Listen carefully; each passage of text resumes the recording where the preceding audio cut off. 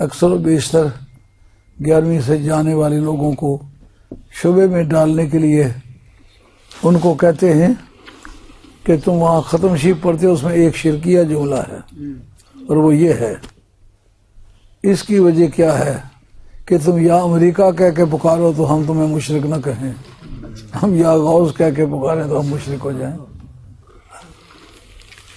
اور یہ عقیدہ کے دور قریب سے کوئی مدد کو پہنچتا ہے، جو مناظر احسن گیلانی نے لکھی ہے نا، سوانح قاسمی، لاہور کے رہنے والے سادات ہمارے خاندان میں، ان میں سے ایک قسمت کا مارا ہوا آدمی مناظر احسن گیلانی نام ہے، انہوں نے قاسم نانوتوی بانی دیوبند کی شوان حیات لکھی ہے، وہ وہاں کے پڑے ہوئے۔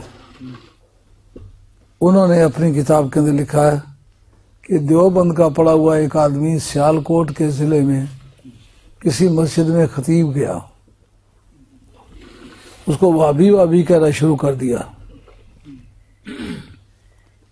اب وہ مجبور ہوا کہ یا تو میں مانوں کہ میں وابی ہوں پھر رہ جاؤں، اور اگر میں کہوں میں سنی ہوں تو مجھے یہ جھوٹا سمجھتے ہیں۔ کہتے ہیں پھر ایک پیر صاحب بڑے پگڑ والے آئے، انہوں نے کہنا شروع کر دی یہ تو پکا وابی ہے، اس کے پیچھے نماز نہیں ہو سکتی، میرے ساتھ مناظرہ کرے۔ وہ مولوی صاحب دیوبند کے پڑے ہوئے تھے، انہوں نے کہا کہ میرا آگے مناظرے کا کوئی تجربہ نہیں ہے، اس لیے میں مناظرہ نہیں کر سکتا۔ اس پر وہ پیر صاحب شیر ہو گئے، انہوں نے کہا پھر مناظرہ کرو یا یہاں سے دفع ہو جاؤ۔ آخر لوگ پکڑا کے اس کو لے ہی آئے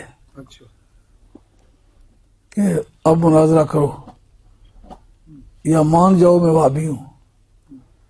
کہ مناظرے کی جب بات شروع ہوئی، قاسم نانوتوی صاحب کی سوانح حیات میں لکھا ہے، مناظر احسن گیلانی نے اس کا نام ہی سوانح حیات قاسمی ہے۔ کہتے کیا دیکھتا ہوں کہ میں خواجہ قاسم حضرت محمد قاسم مولوی رحمۃ اللہ کا اسم گرامی لیتا رہتا ہوں، تو اس وجہ سے میری زبان پر خواجہ آ گیا۔ وہ خواجہ نہیں ہے، وہ مولانا ہے۔ خواجہ محمد قاسم مولوی رحمۃ اللہ بڑی قداور شخصیت کا نام ہے، روحانی طور پر بہت بلند پایا انسان ہے۔ تو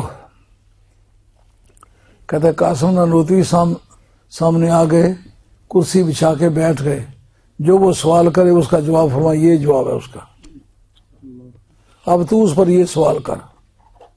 میں سنتا ہوں باقیوں کو سنائی نہیں دیتا، میں ان کو دیکھ رہا ہوں باقیوں کو وہ دکھائی نہیں دیتے۔ تو چند ہی منٹوں میں پیر صاحب سرنڈر ہو گئے، پڑے ہوئے تھے نہیں، صرف پگڑی تھی۔ اب وہ ذلیل و خوار ہوئے، انہوں نے اٹھ کر پگڑی جو ہے وہ میرے پاؤں پہ پھینک دی، انہوں نے کہا تم حق پر ہو۔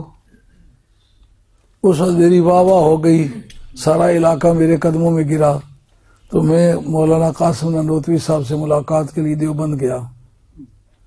جو ہی میں گیا تو میں ان سے بات کرنا چاہتا ہوں، تو کہتے لوگوں کے سامنے بات نہیں کرنی، یہ واضح کرنے کے لیے کہ میرا وہاں جانا آنا، میں سیالکوٹ میں ہوں اور وہ دیوبند میں ہیں، تو وہاں سے وہ مجھے دیکھ بھی رہے ہیں، میرے مسئلے بھی حل کر رہے ہیں۔ یہ کیوں کہتے مولوی صاحب اگر پہنچ سکتے ہیں، نبی کیوں نہیں پہنچ سکتا؟ غوث پاک کیوں نہیں پہنچ سکتا؟ اللہ حاضر قیاس۔